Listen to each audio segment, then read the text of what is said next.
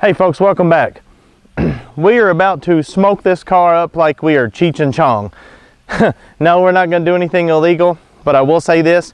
There's been some debate about how odor works. I've watched some canine handlers actually say that there's no reason why a dog should ever go high on a vehicle. They assume that all vehicles are going to drop down to the bottom and escape, but there are so many things that affect how odor works.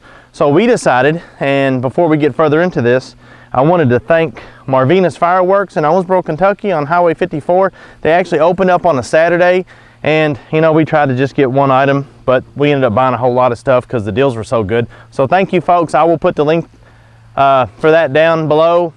They hooked us up. We are going to put off these color smoke grenades inside this car and sit back. We're not going to do a whole lot of talking.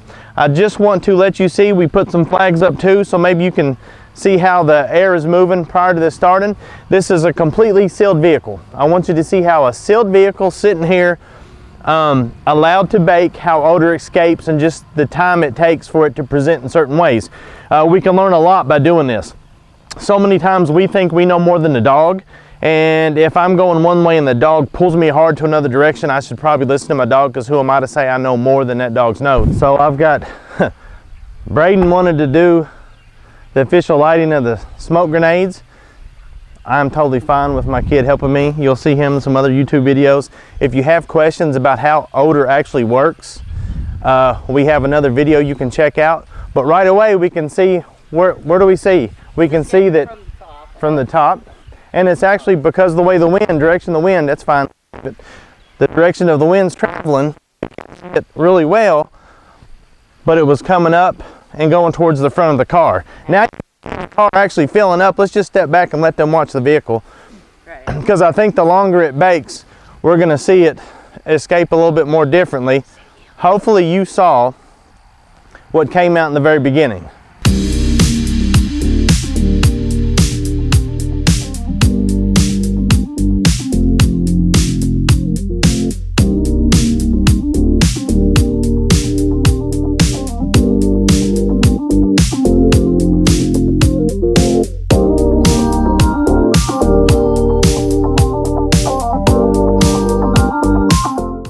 So here we are, like 9 minutes into this thing.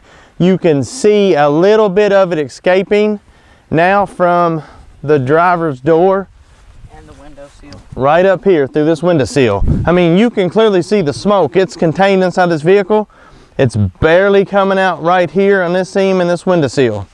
And that, but once again, and then some is escaping back in this back rear part of the door. Right now, I still do not see any dropping and coming out the bottom of the vehicle. So if we were to actually look at this, how many of you folks at home, how many of you thought that it would come up through the top, and how many of you thought that it would settle and come out through the bottom? Or did you think that, well, it'll just all come out the back since we set it off in the back? It'd be nice to hear your comments. Leave your comments down below.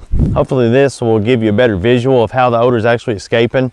You can see it now coming up, and you can actually see the aerodynamics of the car. It's pretty cool how it's escaping up, and then the wind, sometimes it's going straight up, but when the wind shifts, it just goes right out over the top of the back of the car. We are about 14 minutes in right now, so we set off 2 large smoke grenades in this vehicle. 14 minutes later, we can now see how the odor's escaping. You would think, one, when you set it off, man, it's going to pour out of everything, but the car's sealed pretty tight. So it's just another example of how truly amazing a dog's nose is. All right, so I hope you got something out of that. The reason I did this is I'm a visual learner, and I feel like a lot of you folks are too. Especially if you're new to scent work, it can kind of be overwhelming figuring out how odor truly works. As a judge, I see so many people want to make decisions based on how they feel it should be moving when they're not taking all the factors into consideration, and they're just not simply trusting your dog. So, I did this for one, to prove a point. I had a guy tell me that there should be no reason that a dog ever goes high on a vehicle search, which, as you can clearly see, is nonsense. Odor's going to escape, and if I'm doing a search area and my dog clearly pulls me really hard to the right, I'm going to go with my dog. I'm going to follow my dog and I'm going to trust my dog. I hope you like this, folks. We're going to keep the content going. Don't forget, like and subscribe. We've got some good giveaways coming. We're adding stuff on Patreon every week. Support us there and click that link below. It doesn't cost you anything to shop on Amazon. Click that link. It helps us out.